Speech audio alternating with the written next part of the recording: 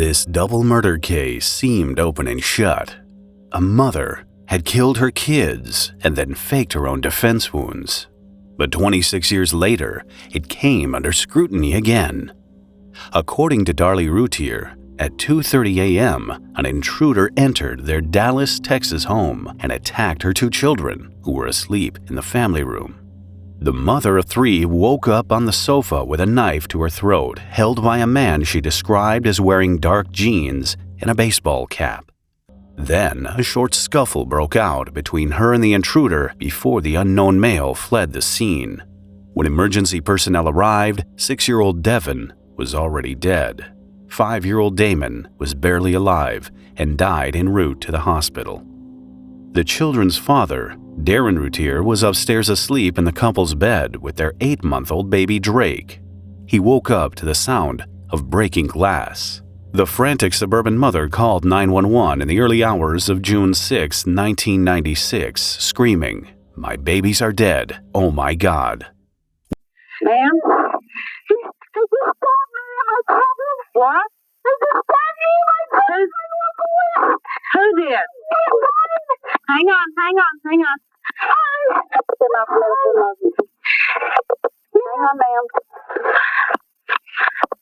Ma'am?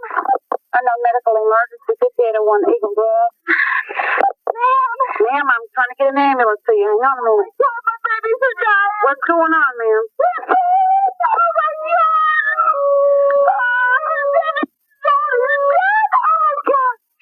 I didn't have to go to 901. I know medical emergency 5801 Eagle Drive by 238, Cross Street, Linda Vista, and Willowbrook. Attention 901 medical emergency. Possible stabbing 5801 Eagle Drive by 238, Cross Street, Linda Vista, and Willowbrook. Coming out 232. Ma'am, I need you to talk to me.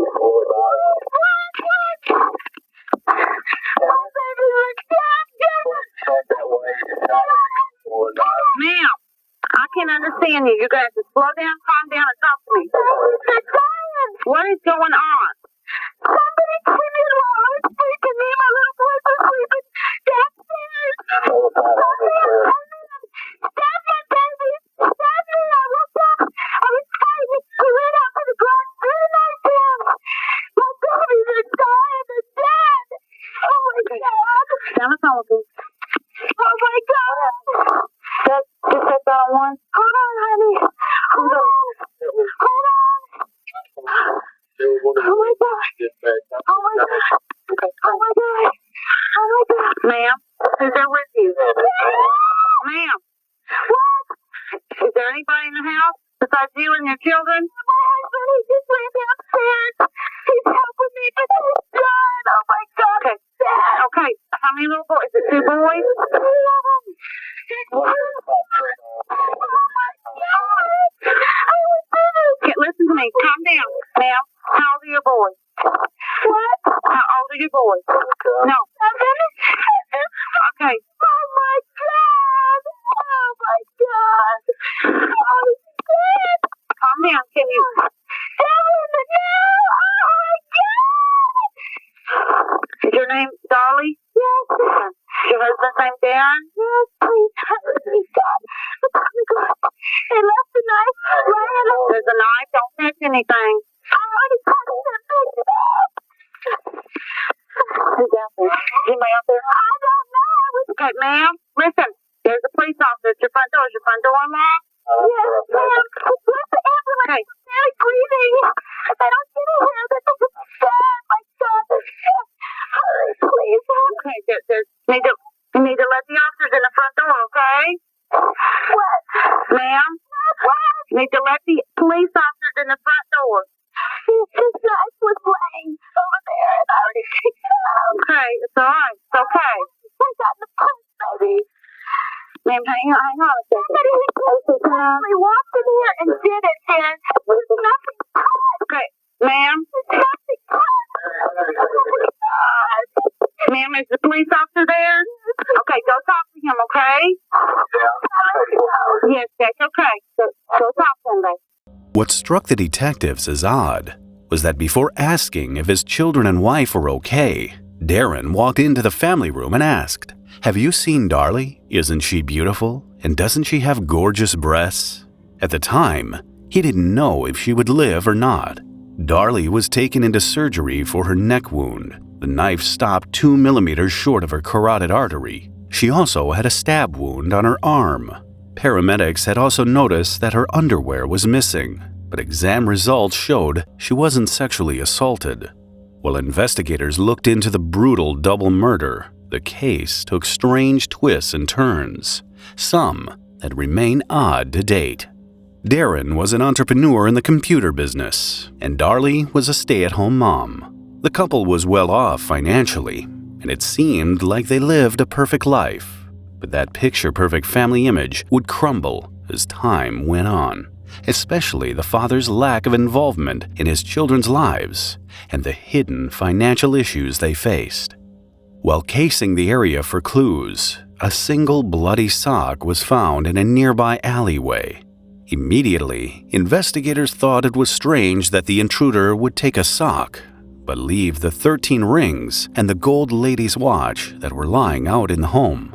Bloodhounds also couldn't trace anything further than the sock. So where did the assailant disappear to? Darlie had told the police that the mystery man had dropped the weapon, a kitchen knife belonging to the family, on the floor as he fled. With blood splatter as the most prominent evidence, this fact would come under major scrutiny.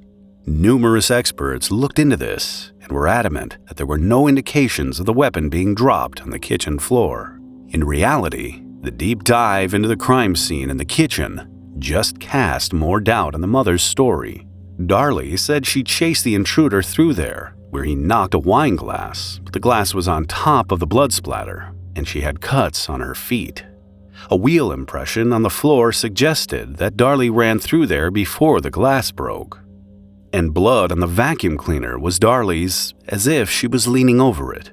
If the woman was stabbed on the sofa, then ran through the kitchen, the blood splatter would have looked different from what it did. It was more likely that droplets were deposited by someone standing still or walking very slowly. When police interviewed her, Darlie was holding a towel to her neck wound, so they thought it might have been used to clean up the blood. Once investigators used luminol in the kitchen, they found a set of footprints by the sink, belonging to the mother. A new theory was born. She had bled standing above the sink for a significant amount of time without moving, perhaps while Darlie inflicted her own stab wounds.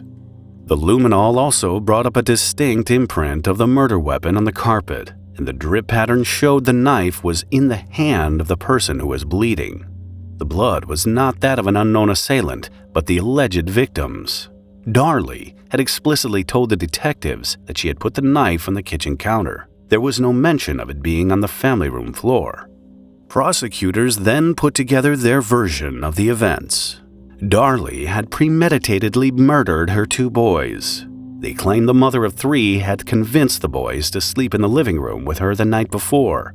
Around 2:30 a.m., she got up and used a bread knife to cut open the window that the alleged intruder would enter through.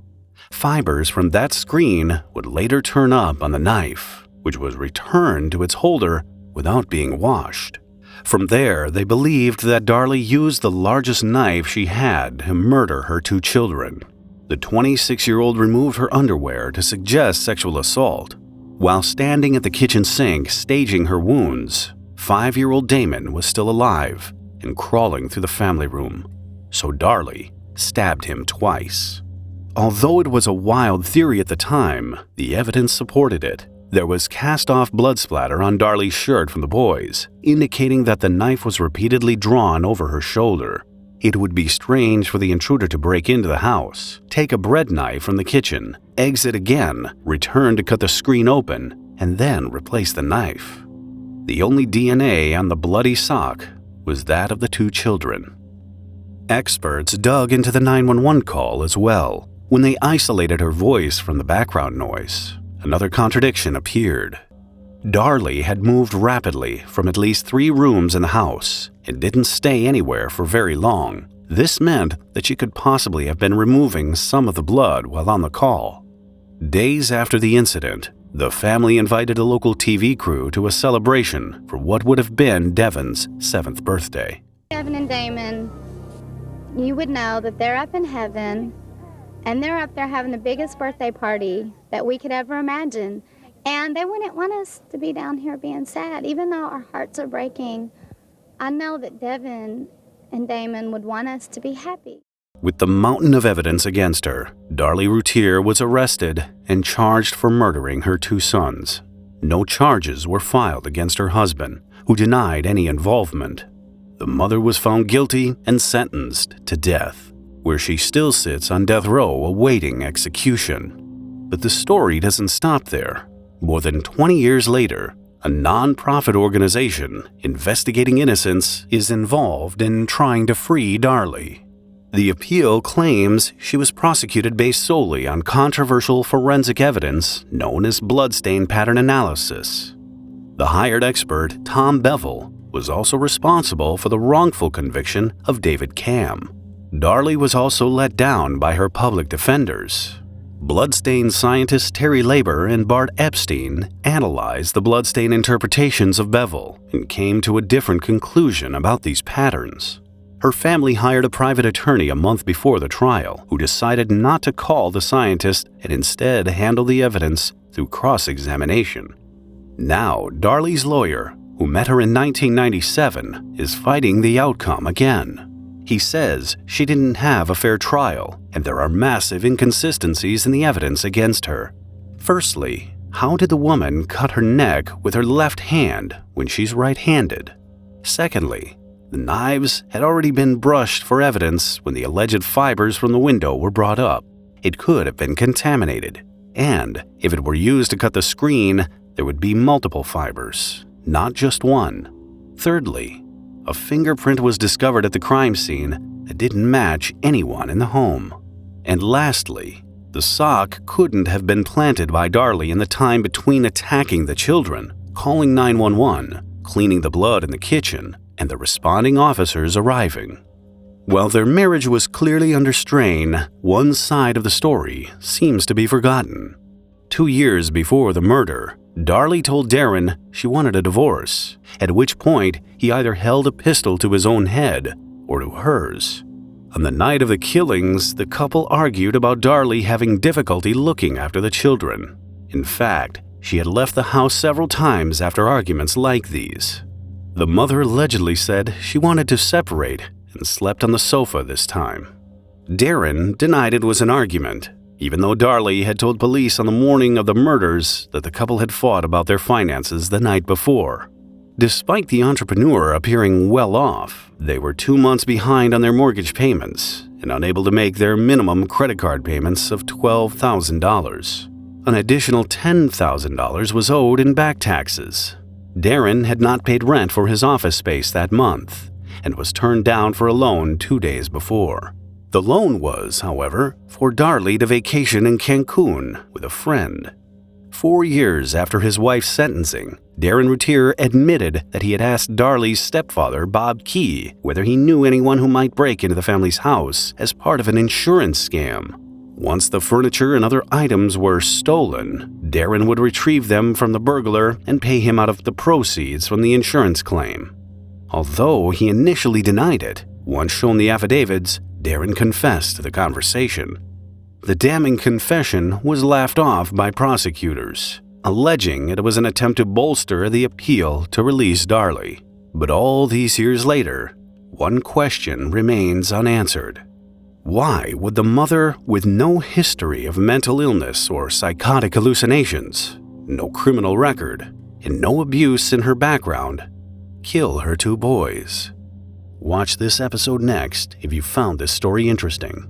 Until then, please like and subscribe if you want to support my channel.